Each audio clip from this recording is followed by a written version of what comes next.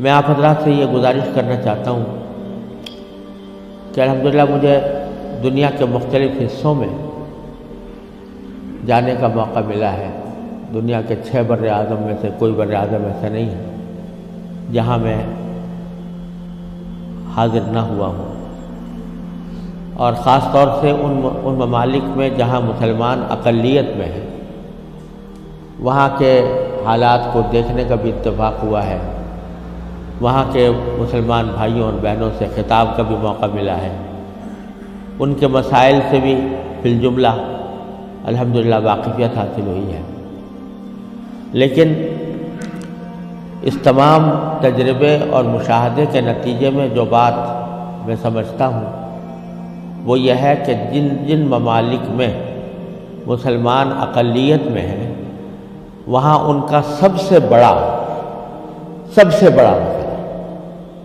جسے موت و حیات کا مسئلہ کہنا چاہیے، وہ اپنے نئی نسل اور بچوں کی تعلیم و تربیت کا مسئلہ ہے۔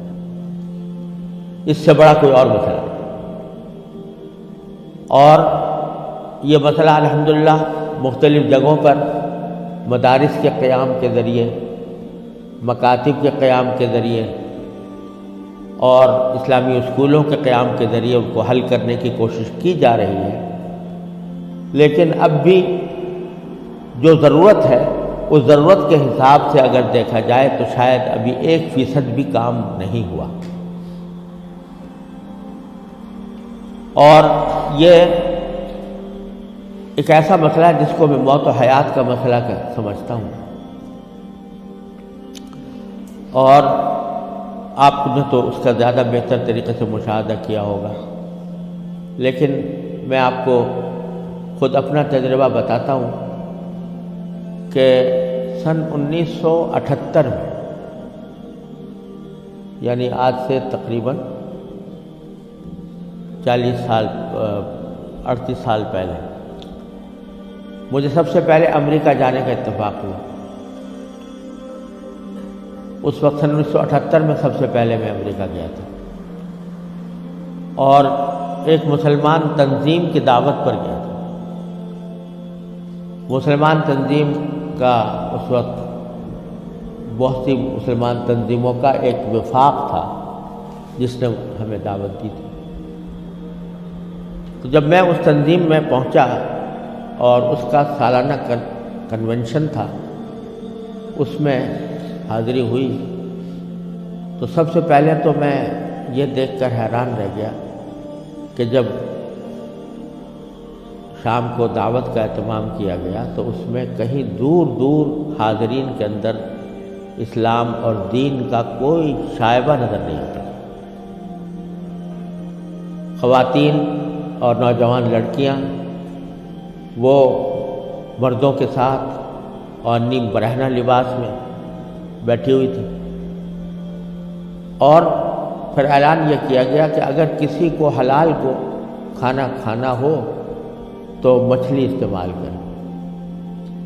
جس کا مطلب یہ تھا کہ کھانے میں حلال کا بھی کوئی فکر نہیں تھی۔ وہاں بیٹھنا مشکل ہو گیا، ہم لوگ کہیں الگ چلے گئے۔ اس کے بعد معلوم ہوا کہ ایک رقص و سرود کی زبردست محفل منعقد ہوئی۔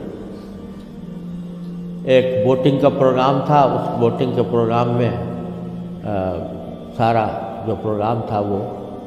رقص و سرود کی محفل میں گم ہو کر رہ گیا۔ یہ سارے نظارے دیکھنے کے بعد جب مسلمان تنظیم جس نے دعوت دی تھی اس کے سربراہ سے میں نے شکوہ کیا کہ بھائی آپ نے مسلمان تنظیم ہے اور اس میں کہیں دور دور بھی کوئی شائبہ دین کا نظر نہیں آتا، تو آپ کیا کرتے ہیں، کس وجہ سے آپ نے یہ اجتماع منعقد کیا؟ تو وہ لبنانی تھے وہ صاحب جن سے میں نے شکوہ کیا، تو اس کے جواب میں ان کی آنکھوں میں آنسو آنے لگے اور کہنے لگے مولانا آپ صحیح کہتے ہیں، لیکن یہ وہ قوم ہے کہ جس کے بارے میں بس ہم اتنا چاہتے ہیں کہ یہ کم از کم اپنے آپ کو مسلمان کہتی رہے۔ یہ اگر ہم یہ سمجھتے ہیں کہ اگر یہ صرف اپنے آپ کو مسلمان کہتی رہے تو یہ بھی ہماری کامیابی ہے، ورنہ اس کو اسلام سے کوئی تعلق رہا نہیں۔ ان کے آباء و اجداد کھانے پینے کی تلاش میں، تجارت اور معیشت کی تلاش میں یہاں آئے تھے۔ ان کو اپنے بچوں کی تعلیم و تربیت کی کوئی فکر نہیں تھی۔ یہ اسی ماحول کے اندر پلے بڑے ہیں، اور اس کے نتیجے میں ان کو دور دور بھی کہیں ان کے اندر کوئی شائبہ دین کا نظر نہیں آتا۔ ہمارا کام صرف یہ ہے کہ ان کو اس بات پر جمع کر لیں کہ بھئی تم مسلمان ہو، اپنے آپ کو مسلمان کہتے رہو، ورنہ اسلام کی کوئی چیز ان کے اندر باقی نہیں رہے۔ یہ منظر میں نے 1978 میں اپنی آنکھوں سے دیکھا، اور یہ عبرت ہوئی کہ اگر مسلمانوں نے اپنے بچوں کو، اپنی نسلوں کو صحیح تعلیم و تربیت دینے کی طرف توجہ نہ دی تو اللہ بچائے یہ اس بات کی کا اندیشہ ہے کہ اللہ بچائے جو آنے والی نسلیں ہیں وہ اللہ بچائے مرتد نہ ہو جائے۔ اور اگر خدا نہ کرے ہماری اس بے توجہی اور غفلت کی وجہ سے ایسا ہوا کہ ہماری نئی نسلیں گمراہ ہوئیں، غلط راستے پر گئیں، تو اس کا وبال ہمارے اوپر، کیونکہ قرآن کریم کا ارشاد یہ ہے کہ ایھا الذین آمنوا قوا انفسکم واہلیکم نارا۔ جہنم سے بچانا صرف انسان کے لیے اپنا فرض نہیں ہے کہ وہ خود اپنے آپ کو بچائے، بلکہ اپنے گھر والوں کو بچانا بھی اس کی اپنی ذمہ داری۔ اور یہ بڑی شرم کی بات ہوگی کہ ہمارے آباء و اجداد نے ہمیں اللہ تعالیٰ کے فضل و کرم سے ایمان اور اسلام کی دولت ورثے میں عطا فرمائی، اور ہم اپنی اولاد کو اللہ بچائے غلط راستے کے اوپر ڈالنے کے ذمہ دار بنے۔ اس سے زیادہ شرم کی، اس سے زیادہ نقصان کی کوئی اور بات نہیں ہو سکتی۔ لہٰذا یہ مسئلہ جس اہمیت کے ساتھ توجہ کا محتاج ہے، اللہ تعالیٰ کا بڑا فضل و کرم ہے، اب حالات میں تبدیلی آ رہی ہے، خاص طور سے انگلینڈ میں اور امریکہ میں بھی اب بہت مسلمانوں کو اس طرف توجہ ہوئی ہے، ادارے قائم ہو رہے ہیں، لیکن جس پیمانے پر ضرورت ہے اس پیمانے کی ابھی تک کمی ہے، اور اس کا واحد علاج یہی ہے کہ جس کے دل میں بھی یہ درد ہے وہ دامے، درمے، قدمے، سخنے، جس طرح بھی ہو سکے وہ ایسے ادارے قائم کرنے کی کوشش کرے، اور اداروں کے ساتھ تعاون کرے، اس میں اپنے بچوں کو بھیجنے کا اہتمام کرے۔ لوگ چندے کرتے ہیں،